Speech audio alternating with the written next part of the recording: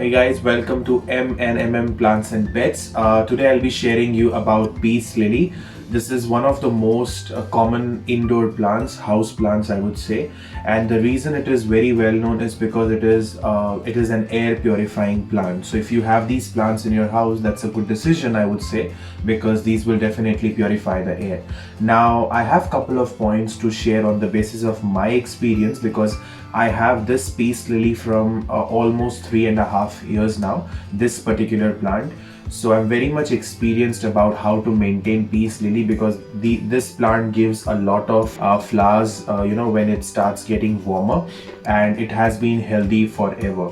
So what I'll do is I'll share a couple of points and you can follow the same, and you can have a very happy peace lily plant.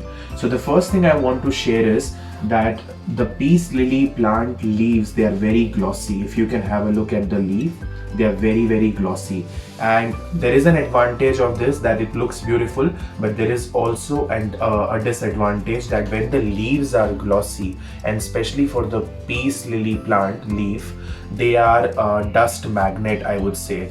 This plant will attract a lot of dust. So if you can have a look, it has a lot of dust. So if I just wipe it like this, you will see dust coming off, and this plant will always have dust if you see like this. So if you are allergic to dust, you should not keep it very near to you, because for me, I'm allergic to dust and it is a big problem if I keep this next to me. So I keep it in my room but very far from myself, and you will have to clean it, or what you can do is you can just do it like this once in a week, and the dust will just go off and then you can vacuum and all. And when you see that your leaves are dirty but your plant doesn't require water, so what I do is I always tilt it a bit so that the water is not going to fall inside the pot. I will use a spray bottle and I will start spraying over the leaves, and I will clean all of them so that the water is falling outside the pot and the soil will not receive water. So this is the way you can clean it. You can also wipe your leaves, but if you have so many leaves, sometimes it gets boring to wipe each and every leaf. So I would prefer spraying water on the leaves and cleaning it, but do keep your peace lilies clean and they will like it. So this is how you can keep your leaves clean. Now this plant, the best part about peace lily is that you do not need to worry about watering it every now and then. This plant is someone who will actually ask for water, and only then you need to water this plant. Now when I say ask for water, what does it mean? Let's say this plant is right now it's erect, it's straight, okay? So that means it is happy, doesn't need any water, and you don't need to put your hand inside the soil and check, not required. If you see the leaves a bit fallen like this, it looks a bit sad like this, that means this plant is asking for water. So what I do is, when it will ask for water, I will just put it underneath the tap and I will let it get a good amount of water, and the remaining water will just start coming out from the holes you can see. So this is how you can water your peace lily plant. Only water it if it is asking for, otherwise please don't overwater your peace lily plant. If you overwater, you will see the edges of the leaves will start getting black in color. Now if you can have a look here, there is one leaf which is yellow in color. Now there can be two reasons for this type of leaf, because it is a baby leaf, it has not grown old. So that means there is either deficiency of nutrients or the direct sunlight. Now I'm pretty sure direct sunlight is not the reason, because this plant is always in my bedroom and it gets light, as you can see right now, but it never gets direct sunlight. So obviously I'm going to snip it off with my hand. It's very easy, I don't want it to be there in my plant. But what I did last week was, when I saw this leaf, if you can see, I added a lot of organic compost in my soil. This is all organic compost, this is not soil, this is all organic compost, okay? And I add organic compost in peace lily once in a year, and it has been doing great. Especially I add it when it's when it's a little bit cooler, and I can also give liquid fertilizer. My favorite liquid fertilizer is Seaweed Fertilizer. You can purchase it from eBay. I always purchase fertilizers from eBay. The Seaweed Fertilizer, I will be making a video on it soon. It's the best one. It's very cheap, and I just give it to my peace lily once in a year, or maximum twice you can give it.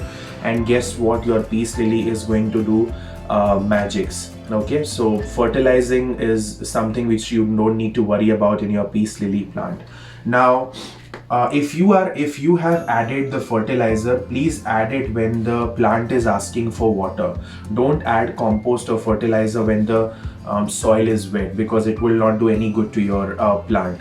And obviously, peace lily plant does not like direct sunlight. So, and this is where I keep my peace lily along with the other plants, and so that it's moist all the time. And as you can see, it is also receiving light. This is just the morning time, 9:30, and it is going to receive light till evening 5 or 6 o'clock. So they are all receiving a lot of light. No direct sunlight, but light. As you can see, I've kept fern next to it, so that they can all get some humidity. And whenever I feel that the humidity is a bit low, I'll just spray some water on them. So this is how I keep all my plants happy and healthy. So if you are living in a place where the temperature is more than 30 degrees Celsius, please don't keep your peace lily plant in direct sunlight. In fact, even in winters, I wouldn't recommend to keep the plant in direct sunlight. If it is getting bright light, the light that you can see in this room, it's so bright, your peace lily is going to do magic. But let's say, because it is an indoor plant and you have not exposed this plant to any light, not even the bright light, okay, and you've kept it in some shaded area, dark area where it's not receiving light, what will happen? You will feel that your plant is green, so you might feel that I'm doing a good job.